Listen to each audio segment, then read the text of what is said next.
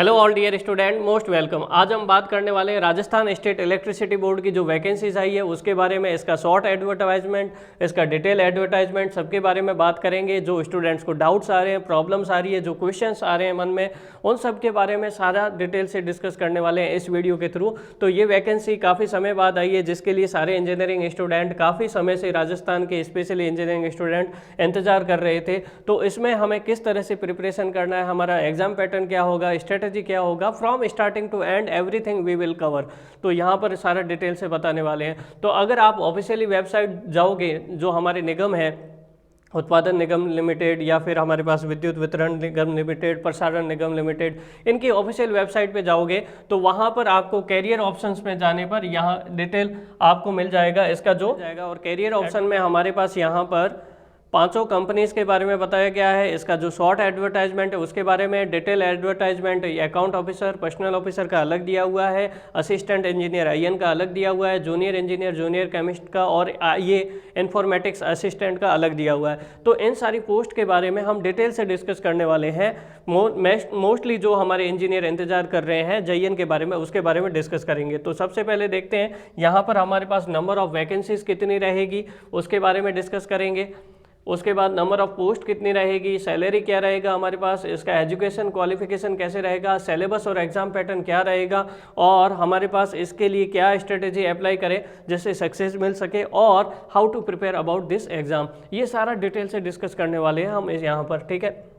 देखिएगा, यहाँ पर सबसे पहले बात करते हैं कि इसके अंडर कौन कौन सी कंपनीज आती है। यहाँ पर हमारे पास 5 कंपनीज आती है, 5 निगम आते हैं। RVUN रहता है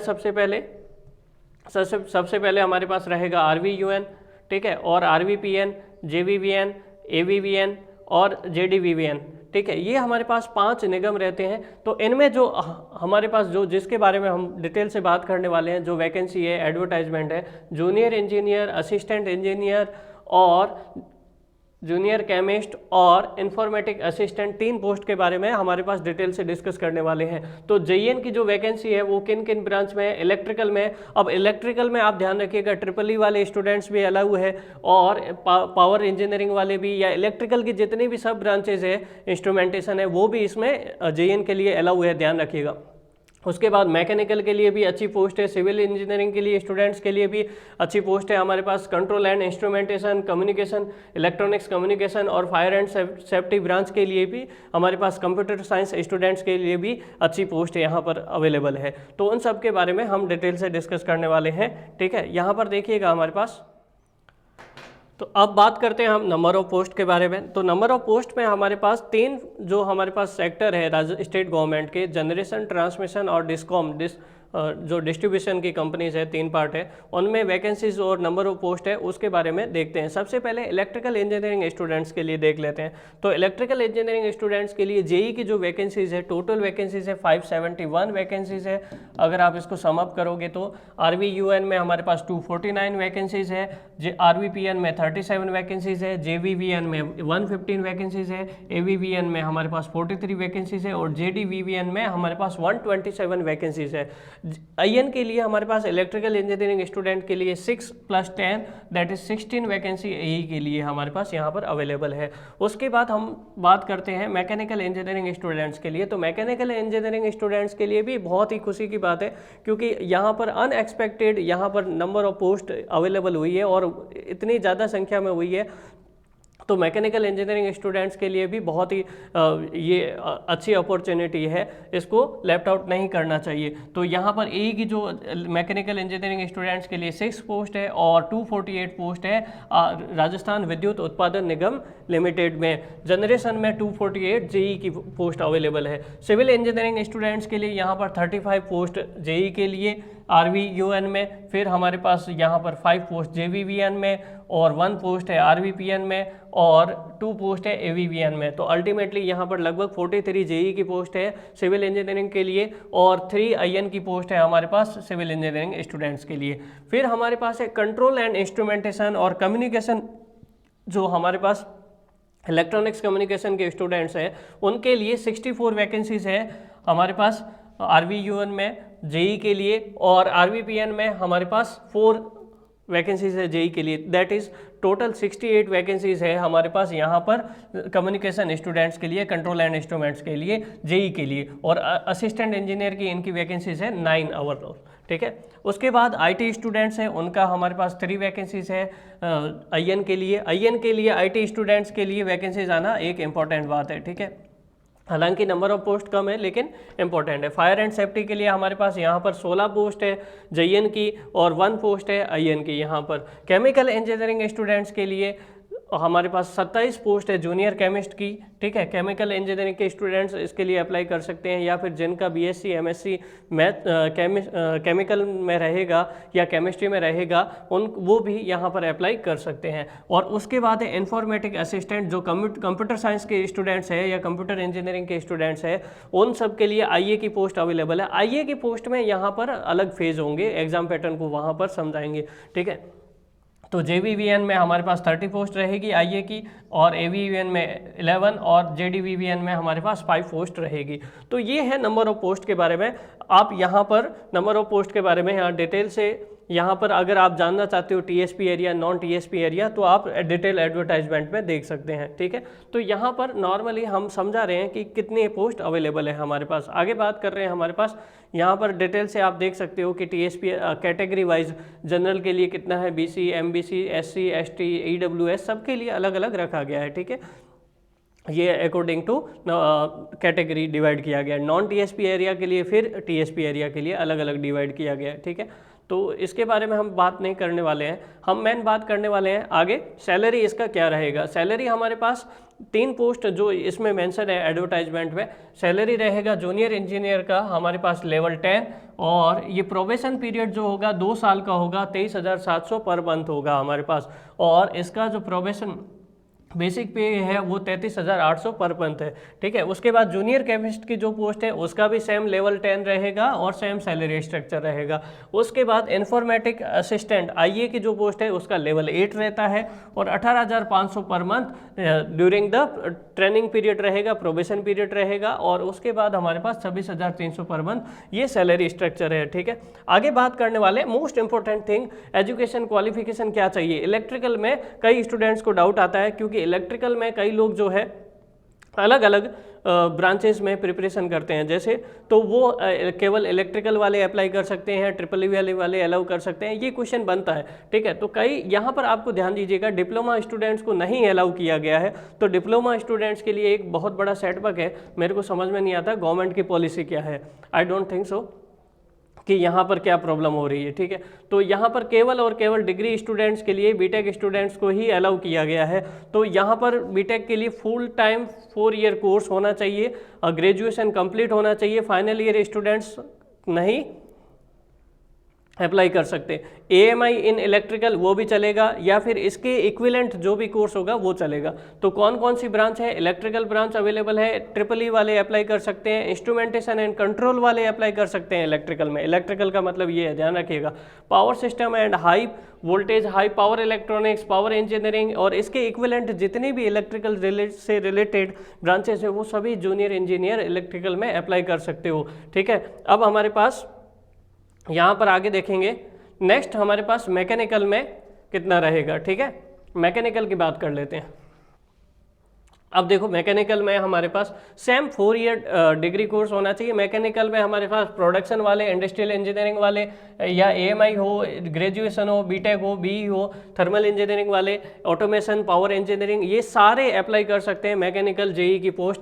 यहाँ पर हमारे पास काफ़ी नंबर ऑफ वैकेंसीज अवेलेबल है मैकेनिकल के लिए। सिविल में भी सिमिलरली AMI, बीटेक, BE, हमारे पास अलग अलग ब्रांचेज हो, चाहे स्ट्रक्चरल हो, सिविल इंजीनियरिंग हो या सिविल कंस्ट्रक्शन हो, किसी भी रिकॉग्नाइज्ड यूनिवर्सिटी से पास आउट हो उसके लिए अवेलेबल रहेगी। कंट्रोल एंड इंस्ट्रूमेंटेशन में कौन कौन सा अप्लाई कर सकता है ब्रांचेस, तो यहाँ पर इलेक्ट्रॉनिक्स एंड कम्युनिकेशन अप्लाई कर सकता है, इलेक्ट्रॉनिक्स एंड पावर इलेक्ट्रॉनिक्स, यहाँ पर ट्रिपल ई वाले यहाँ पर भी अप्लाई कर सकते हैं, electrical and electronics triple E वाले यहाँ पर भी अप्लाई कर सकते हैं, इंस्ट्रूमेंटेशन एंड कंट्रोल वाले यहाँ पर अप्लाई कर सकते हैं। तो फुल टाइम 4 ईयर कोर्स यहाँ पर होना चाहिए, ठीक है। तो ये हमारे पास कंट्रोल एंड इंस्ट्रूमेंटेशन है। फिर हमारे पास है यहाँ पर फायर एंड सेफ्टी के लिए।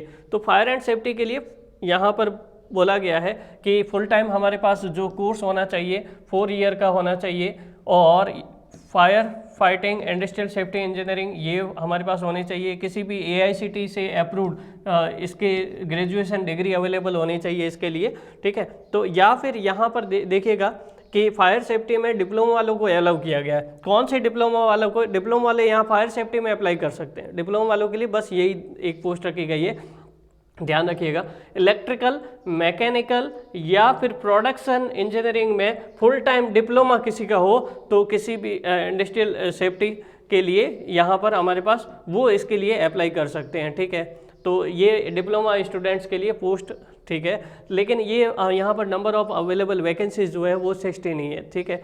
तो यहाँ पर आगे ध्यान दीजिएगा। आगे बात की गई है जूनियर केमिस्ट की। तो जूनियर केमिस्ट किसके लिए है? केमिकल इंजीनियरिंग स्टूडेंट्स के लिए है यहाँ पर। और किसी के पास अगर ग्रेजुएशन और पोस्ट ग्रेजुएशन डिग्री हो हमारे पास केमिस्ट्री में, वो भी इसके लिए अप्लाई कर सकते हैं, ठीक है। आईए के लिए यहाँ पर हमारे पास कंप्यूटर साइंस, कंप्यूटर इंजीनियरिंग और कम्युनिकेशन, इलेक्ट्रॉनिक्स एंड कम्युनिकेशन और इंफॉर्मेशन टेक्नोलॉजी, IT के स्टूडेंट्स भी इसके लिए अप्लाई कर सकते हैं, ठीक है। अब डिप्लोमा जिनका कंप्यूटर साइंस में है वो भी इसके लिए आईए के लिए अप्लाई कर सकते हैं, ठीक है। तो यहाँ पर हमारे पास ये जो अवेलेबल वैकेंसीज है उसकी एजुकेशन क्वालिफिकेशन क्या हो रहा है उसके बारे में डिटेल से बताया। तो अभी हम एडवर्टाइजमेंट के बारे में बहुत डिटेल से बता रहे हैं, बाद में हम बताएंगे कि इसका एग्जाम पैटर्न स्ट्रेटेजी किस तरह से रखना चाहिए। Everything we will discuss, correct, ठीक है। अब देखते हैं यहाँ पर नेक्स्ट हमारे पास है एज लिमिट के बारे में बात करते हैं। तो 1 जनवरी 2022 तक इस हमारे पास ये जो होनी चाहिए एज 21 साल की हो जानी चाहिए। किसी भी मिनिमम एज जो है 21 साल होनी चाहिए और मैक्सिमम जो है हमारे पास यहाँ पर ये अच्छा दिया हुआ है कि जो 20 साल का हो वो 1 जनवरी 2022 तक जो है 21 साल का हो जाना चाहिए। तो वो भी इसके लिए अप्लाई कर सकते हैं, ठीक है। और मैक्सिमम जो अपर लिमिट दी हुई है लगभग 40 साल दी हुई है, ठीक है। तो यहाँ पर लगभग 40 साल दी हुई है। हालांकि अलग अलग ऑर्गेनाइजेशन में, अलग अलग ब्रांच में वेरिएशन दिया हुआ है। यहाँ पर 43 ईयर्स तक, 42 ईयर्स तक भी बढ़ाया गया है, ठीक है। तो ये अपर एज लिमिट दी हुई है, ठीक है। यहाँ पर आप देखोगे लगभग 42 ईयर्स का दिया हुआ है, ठीक है। आगे हम बात करने वाले हैं नेक्स्ट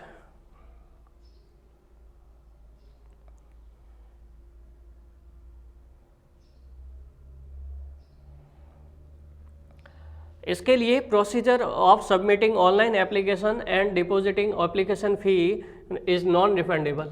इसके बारे में भी बात कर लेते हैं। देखो पता नहीं क्या है, यहाँ पर फीस बहुत ही ज़्यादा रख दी है। इसका जो एप्लीकेशन फॉर्म है वो 24 फरवरी 2021 से स्टार्ट हो रहा है और 16 मार्च इसकी लास्ट डेट रहेगी। तो आप इन ऑफिशियल वेबसाइट्स पे, जो निगम की ऑफिशियल वेबसाइट्स है, वहाँ पर जाके यहाँ पर आप अपना फॉर्म अप्लाई कर सकते हो। तो आपके लिए अलग से फॉर्म अप्लाई का भी एक वीडियो बना देंगे, उसको भी डिटेल से बताएंगे कि एवरीथिंग कौन कौन से पॉइंट पे हमें कैसे फॉर्म को अप्लाई करना है, वो भी हम देखने वाले हैं, ठीक है। तो अभी जस्ट आपको इंट्रोडक्शन दे रहे हैं। यहाँ पर फीस की बात कर लेते हैं। तो फीस के बारे में क्या बोला गया है, देखो ज़रा प्लीज़। ऑनलाइन एग्जाम हो रहा है तो यहाँ पर फीस बहुत ही ज़्यादा रखी गई है। अगर मान लीजिए आप जेई की पोस्ट अप्लाई कर रहे हो, अलग अलग पोस्ट अप्लाई कर सकते हो, ठीक है। सेम पोस्ट के लिए आप 2 एप्लीकेशन नहीं डाल सकते, ये बात ध्यान रखिएगा, ठीक है। आप हाँ, और इसमें कई स्टूडेंट को प्रेफरेंस का भी प्रॉब्लम आ रहा है। तो प्रेफरेंस आप देखोगे तो प्रेफरेंस जो है आप अलग अलग, जो आपके पास जोन है उसका अलग अलग प्रेफरेंसेस रख सकते हो, प्रायोरिटी क्या है, लेकिन वो आप ढंग से रखिएगा। प्रेफरेंस जो अवेलेबल होगी आपके पास 5 कंपनी की अवेलेबल होनी चाहिए मेन फॉर्म में, आई थिंक सो कि 5 कंपनी की अवेलेबल होनी चाहिए। तो उसके हिसाब से प्रेफरेंस रखिएगा, ऐसा नहीं कि केवल एक प्रेफरेंस भर दिया, वैसा नहीं होगा मेरे हिसाब से, ठीक है। तो आप यहाँ ध्यान दीजिएगा कि इसका जो फीस स्ट्रक्चर रखा गया है वो बहुत ही ज़्यादा रखा गया है। 1600 जो रखा गया है, 1600 रुपये रखा गया है। अगर मान लीजिए कोई जेई दोनों पोस्ट अप्लाई करता है तो 1600 तो जेई के भरेगा, 1600 किसके भर देगा, आई के, 3200 रुपये तो इसके हो गए। तो कुल मिला के सरकार को इतना सेंसिटिव तो होना चाहिए कि अगर एक कोई बेरोजगार स्टूडेंट है, अगर पुअर फैमिली से है, मीडियम फैमिली से है, they are really preparing for this. अगर 3000 का फॉर्म ही भरना है, 3200 का फॉर्म ही भरना है, तो फिर इससे क्या, क्योंकि सभी लोग जेईई का फॉर्म तो डालेंगे, दोनों का डालेंगे, ठीक है। तो इसका मतलब ये है कि इससे सरकार क्या प्रूव करना चाहती है, they are not supporting for the unemployed students, या फिर जो हमारे पास इसका पता नहीं क्या पर्पज़ है, मेरे को समझ में नहीं आ रहा है। अगर आप गेट का भी देखोगे तो गर्ल्स के लिए 750 की फ़ीस होती है और जो बॉयज़ होते हैं उनके लिए 1500 की फ़ीस होती है, और वो तो बहुत अच्छे लेवल पे ढंग से डिज़ाइन कर लेते हैं, इसको कवर कर लेते हैं। जबकि ये एग्ज़ाम ऐसा लग रहा है कि बहुत बड़े लेवल पे ऐसा सोचा जा रहा है कि इंटरनेशनल लेवल पे हो रहा है, ऐसा नहीं है, ठीक है। तो थोड़ा सा स्टूडेंट्स पे सरकार को सोचना चाहिए, दया करनी चाहिए कि आप 1600 का अमाउंट ये फेवरेबल नहीं होता है, ठीक है। It is my suggestion. तो यहाँ पर देखिएगा कि EWS वाले हैं या फिर जिनका 2.5 लाख से कम जो एनुअल इनकम है, ST SC BC MSC MBC, ये इससे जो रिलेटेड है उनका जो फीस है 200 रुपये कम कर दिया, मेहरबानी कर दी, पता नहीं, ठीक है। 1400 रुपये का फीस स्ट्रक्चर है, ठीक है। देखो ये जो हम बोल रहे हैं ये सारा स्टूडेंट का ही पॉइंट ऑफ व्यू है, वो जो आपको यहाँ पर बता रहे हैं, ठीक है, ठीक है। हमारी तरफ से कुछ नहीं है, ये स्टूडेंट सारे सोच रहे हैं, ठीक है। अब आगे बात कर रहे हैं। नेक्स्ट हमारे पास ये बात ध्यान रखिएगा, एक इम्पोर्टेंट बात जो सभी गलती करते हैं, पेमेंट ऑफ फी जब भी करो तो आप एक अच्छे सर्वर से करो। कभी भी अगर आप हॉटस्पॉट ले रहे हो, मोबाइल डेटा से फिल कर रहे हो, तो अगर आप लैपटॉप में, कंप्यूटर में, मोबाइल डेटा से, तो ध्यान दीजिएगा अच्छी स्पीड आ रही है कि नहीं आ रही, उसी टाइम पेमेंट ऑफ फी करना, क्योंकि ये बड़ी प्रॉब्लम क्रिएट करता है। और कभी भी बैक का बटन मत दबाना, आप कोशिश करना जहाँ पर अच्छा सर्वर हो, अच्छा स्पीड आ रहा हो तभी भरिएगा, भले नाइट में लेट भर दीजिएगा, जहाँ अब जब स्पीड अच्छी आ रही हो, मतलब उस टाइम भर दीजिएगा जहाँ स्पीड अच्छी आ रही हो, क्योंकि इसमें पेमेंट में बड़ी दिक्कत आती है। अगर आपने 1600 पेमेंट कर दिया और वो अनसक्सेसफुल हो गया, आपका तो पैसे कट गए अकाउंट से, लेकिन वहाँ पर शो नहीं हो रहा है, तो ये SSC के पोर्टल में ये बड़ी प्रॉब्लम होती है, ठीक है। तो ये बात ध्यान रखिएगा। सिमिलरली यहाँ पर भी प्रॉब्लम हो सकती है। तो पेमेंट ऑफ फी के लिए आपको, क्योंकि फीस ज़्यादा है इसलिए आपको स्पेशली इसके बारे में बता रहे हैं, ठीक है। आगे देखिएगा, नेक्स्ट हमारे पास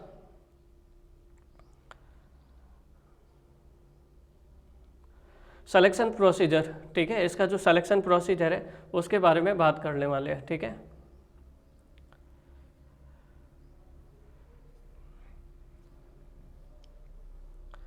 सिलेक्शन प्रोसीजर, सबसे पहले JN की बात कर लेते हैं। तो JN का जो सिलेबस है, यहाँ पर बोला गया था कि राजस्थान GK का वेटेज ज़्यादा रखेंगे, लेकिन वही पुराना वाला सिलेबस डाल दिया गया है। तो इसमें ध्यान दीजिएगा आप कि यहाँ पर ये पेपर ऑनलाइन होगा। सबसे पहले कंप्यूटर बेस्ड टेस्ट होगा, ठीक है, 2 आवर्स का होगा और पूरा ऑब्जेक्टिव होगा, ठीक है। यहाँ पर क्वेश्चन पेपर जो है उसके 2 पार्ट होंगे। सबसे पहला पार्ट है पार्ट A, जिसका 60% वेटेज रहेगा, ठीक है। और ये जो सिलेबस है आपके डिग्री में मोस्टली जो हमारे पास सब्जेक्ट्स रहते हैं, 12 सब्जेक्ट है, जैसे इलेक्ट्रिकल इंजीनियरिंग वालों के या फिर मैकेनिकल सिविल, जो 12 जो मोस्ट सब्जेक्ट है वहीं से यहाँ पर इसके क्वेश्चंस बनेंगे, ठीक है। आपको बहुत ही electrical, mechanical, civil engineering students को बहुत ही डिटेल से बता देंगे कि आपके अलग अलग सब्जेक्ट का वेटेज कितना था। इसके लिए एक अलग वीडियो बनाने वाले हैं, अभी केवल एडवर्टाइजमेंट का एनालिसिस कर रहे हैं, ठीक है। तो वहाँ पर आपको डिटेल से आपको बता देंगे कि हमारे पास स्ट्रेटेजी कैसा रखना है, ठीक है। तो यहाँ पर आप देखिएगा इसका 60% वेटेज है हमारे पास जूनियर इंजीनियरिंग में टेक्निकल पार्ट का, और नॉन टेक्निकल पार्ट का 40% वेटेज है। नॉन टेक्निकल पार्ट में reasoning, mental ability, mathematics, GK और एवरीडे साइंस डाल दिया, हिंदी जनरल, इंग्लिश जनरल, ठीक है। ये यहाँ पर इसके साथ इंक्लूड किया गया है, ठीक है। आगे देखें हमारे पास, तो जो नॉन टेक पार्ट है उसमें कौन कौन से डिटेल से दिया हुआ है कि रीजनिंग एंड मेंटल एबिलिटी में हमारे पास क्या सिलेबस रहेगा। तो एनालिटिकल रीजनिंग, नंबर सीरीज है, लेटर सीरीज है, odd man out, decoding, shapes, mirror, images and clocks, ये रीजनिंग से पार्ट से रिलेटेड रहेगा। जो हमारे पास GK के बारे में, यहाँ पर आप ध्यान दीजिएगा, यहाँ पर सबको थोड़ा सा दिक्कत हो रहा है GK के बारे में कि यहाँ पर GK जो बोला गया था राजस्थान GK आ गया, लेकिन आप स्पेशली इस पॉइंट को नोट करिएगा, with special reference to Rajasthan. तो जो भी इंडियन हिस्ट्री है या फिर हमारे पास जियोग्राफी है, इंडियन पॉलिटी है, वो किसके रेस्पेक्ट में पूछेंगे? राजस्थान के रेस्पेक्ट में पूछेंगे, ठीक है। ऐसा नहीं कि आपके पास नेशनल लेवल के सारे पॉइंट आ जाएंगे, तो वो आपको चिंता करने की जरूरत नहीं है। You have to prepare for the Rajasthan part only, ठीक है। आपको राजस्थान पार्ट के लिए देखना है, किसको इंडियन हिस्ट्री है तो राजस्थान के संदर्भ में देखनी है, ऐसा नहीं है, ठीक है। कुल मिला के राजस्थान की हिस्ट्री होगी एक तरह से। तो हिस्ट्री, पॉलिटी, जियोग्राफी, ये हमारे पास इंपॉर्टेंट पार्ट रह जाते हैं, ठीक है। आर्ट, कल्चर, ये हमारे पास, ठीक है। दूसरा इसके जो करंट इश्यूज चल रहे हैं हमारे पास, करंट अफेयर का आप थोड़ा सा ध्यान दीजिएगा कि राजस्थान में करंट अफेयर किस तरह से आ रहा है, उसके बारे में इसके रिलेटेड क्वेश्चंस बन सकते हैं, ठीक है। उसके बाद हमारे पास हिंदी और जनरल इंग्लिश, ये जो हमारे पास हिंदी व्याकरण और इंग्लिश व्याकरण, इसके बारे में हमारे पास पार्ट रहेगा। अब एक इम्पोर्टेंट और बात, ठीक है, यहाँ पर हमारे पास क्वेश्चन पेपर जो है हिंदी में और इंग्लिश, हिंदी पार्ट और इंग्लिश पार्ट का जो है ना, वो तो अपनी लैंग्वेज में रहेगा, बाकी जितना भी पोर्शन है वो बाईलैंग्वेज रहेगा, मतलब हिंदी में भी रहेगा और इंग्लिश में रहेगा, ठीक है। और हमारे पास आईए की जो पोस्ट है उसके 2 फेज होंगे। आईए वाले जूनियर केमिस्ट और जूनियर इंजीनियर के लिए तो ये हमारे पास सेम पैटर्न रहेगा, ठीक है। आपके पास जो आपकी ब्रांच का स्पेशलाइजेशन है वो टेक्निकल पार्ट है 60% और नॉन टेक्निकल पार्ट है आपके पास, ये हमारे पास रहेगा। आईए के लिए 2 फेज रहेंगे आपके पास। फेज ए में आपके पास 60% वेटेज रहेगा टेक्निकल का, फेज फर्स्ट में आपके पास 40% वेटेज रहेगा नॉन टेक्निकल का, फेज सेकंड में आपके पास क्या होगा, टाइपिंग टेस्ट होगा, फेज सेकंड में आपके पास टाइपिंग टेस्ट होगा, ठीक है, ये बात ध्यान रखिएगा। दूसरा, जब आपका पेपर होगा तो वहाँ पर नेगेटिव मार्किंग नहीं होगी, सॉरी नेगेटिव मार्किंग होगी, ये बात ध्यान रखिएगा, ठीक है। नेगेटिव मार्किंग इज़ देयर, तो आप प्रिपरेशन करें तो टेस्ट सीरीज दें तो आप ढंग से दें और प्रैक्टिस अच्छे से करें, क्योंकि तुक्का लगाना एक बहुत बड़ा डेंजरस चीज़ होती है। क्योंकि ये तुक्का लगाने से हम सोचते हैं कि 2 लालच आ जाता है, 2 क्वेश्चन और ज़्यादा कर ले, लेकिन उसके कारण हमारे पास माइनस मार्किंग की वजह से ओवरऑल मार्क्स कम हो जाते हैं। तो अगर आप किसी क्वेश्चन के लिए मोर देन 70% कॉन्फिडेंट है तो ही तुक्का लगाइए, ठीक है। ये स्टूडेंट के लिए मेरा एक पर्सनल सजेशन है, आप ध्यान रखिएगा। वैसे हम बहुत डिटेल से डिस्कस करने वाले हैं हाउ टू प्रिपेयर और स्ट्रेटेजी, ठीक है। अभी पहले एडवर्टाइजमेंट डिस्कस कर लेते हैं, ठीक है। हमारे पास हम पहले डिस्कस कर चुके हैं, यहाँ पर हमारे पास कि दोनों लैंग्वेज में होगा, हिंदी और इंग्लिश को छोड़ के बाकी दोनों लैंग्वेज में होगा, हिंदी हिंदी में ही होगा, इंग्लिश इंग्लिश में होगा, सीधी सी बात है, ठीक है। There shall be no interview, interview नहीं होगा, नेगेटिव मार्किंग रहेगी हर एक रॉन्ग आंसर के लिए, ठीक है। और प्रेफरेंसेस का अभी डाउट आ रहा है कि प्रेफरेंसेस हम किस तरह से भरें, ये स्टूडेंट्स का डाउट आ रहा है। तो प्रेफरेंसेस आप जो भी अलग अलग निगम है उनके अलग अलग प्रेफरेंसेस होनी चाहिए कि आप किस में अप्लाई करना चाहते हो। तो जैसे 5 निगम है तो अलग अलग आप प्रेफरेंस अप्लाई कर सकते हो। यहाँ पर हमारे पास अप्लाई ऑनलाइन का एक फॉर्म भी आपको समझा देंगे कि कैसे अप्लाई करना है, उससे और ज़्यादा क्लियर हो जाएगा, ठीक है।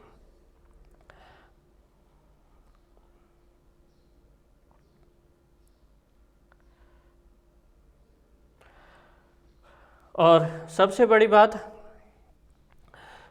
बात तो राजस्थान गवर्नमेंट ये नहीं सोचती है, ये देखो आप एग्जामिनेशन सेंटर की लिस्ट है, राजस्थान गवर्नमेंट अपने आप को RSCB अपने आप को नेशनल लेवल की एजेंसी समझ रही है और एग्ज़ाम जो है, एग्ज़ाम सेंटर जो है वेरियस इंडिया के वेरियस पार्ट में इसको अप्लाई किया गया है। तो राजस्थान के पार्ट में भी इसको रखा गया है, दिल्ली NCR में भी रखा गया है, और यहाँ पर पंजाब, गुजरात और महाराष्ट्र, मध्य प्रदेश, ये नॉर्दर्न रीजन में अलग अलग सेंटर इसके बनाए गए हैं। तो ताकि बाकी बाहर के स्टूडेंट आके इसको अप्लाई करें और बेचारे राजस्थान के जो स्टूडेंट्स हैं वो यहाँ पर उनमें कम सिलेक्शन हो। तो ये तो क्या पॉलिसी है, इसमें ये भी नहीं पता है कि राजस्थान के स्टूडेंट्स का और आउटर स्टेट का रेशियो कितना रखा गया है, वो भी नहीं आइडिया दिया गया है। ये भी होना चाहिए। तो राजस्थान की गवर्नमेंट को for the welfare of Rajasthan engineering students ये बात सोचनी चाहिए, बहुत मैटर करती है ये छोटी छोटी बातें, गवर्नमेंट को ये समझना चाहिए, ठीक है। और दूसरा ये कि आउटर साइड एग्ज़ाम करा रहे हैं तो आउटर साइड क्या वो एग्ज़ाम फेवरेबल रहेगा या फिर उसको ढंग से होगा कंडक्ट, ये भी गवर्नमेंट को या एजेंसी को RSCB को इसके बारे में सोचना चाहिए। तो कुछ पॉइंट ऐसे हैं जो स्टूडेंट्स को काफ़ी दिक्कत देने वाले हैं, लाइक फीस है, फीस पैटर्न इतना हाई रखा गया है, पता नहीं कैसे जो किसान परिवार से जुड़े हुए लोग हैं या फिर गरीब परिवार से जुड़े हुए लोग हैं वही प्रिपरेशन कर रहे हैं। जिनके पास अच्छा पैसा है, वो जिनके पास अच्छा फैमिली स्टेटस है, वो बहुत कम लोग इसकी प्रिपरेशन करते हैं, ठीक है। तो या फिर जो स्टूडेंट्स अपना सेल्फ अपना वजूद बनाना चाहते हो वो इसके बारे में प्रिपरेशन कर रहे हैं। तो बात सीधी सी है कि उनको हमें फाइनेंशियली सपोर्ट करना चाहिए। ऐसा होना चाहिए कि एग्ज़ाम फीस ही नहीं होनी चाहिए, पता नहीं कि एक कोई टारगेट लेके बैठे हैं, रेवेन्यू इकट्ठा करना है, क्या है पता नहीं।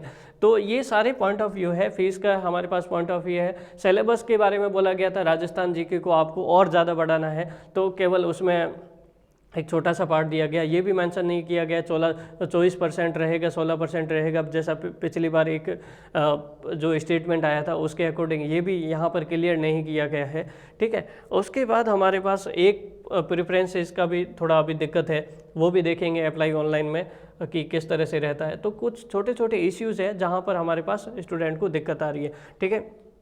तो ये था अभी तक आपके एडवर्टाइजमेंट के बारे में, और एडवर्टाइजमेंट के बारे में आपको डिटेल से बता दिया है। एडवर्टाइजमेंट में आपको यहाँ पर कोई डाउट हो तो कमेंट हो तो आप कमेंट कर दीजिएगा। दूसरा, अगर आप ऑनलाइन कोर्स ज्वाइन करना चाहते हो आप हमारा, तो वहाँ पर ऑनलाइन कोर्स ज्वाइन करने के लिए आप जो है प्ले स्टोर से इंजीनियर्स वेव इंस्टीट्यूट की ऐप डाउनलोड कर सकते हो। We have already started the batch.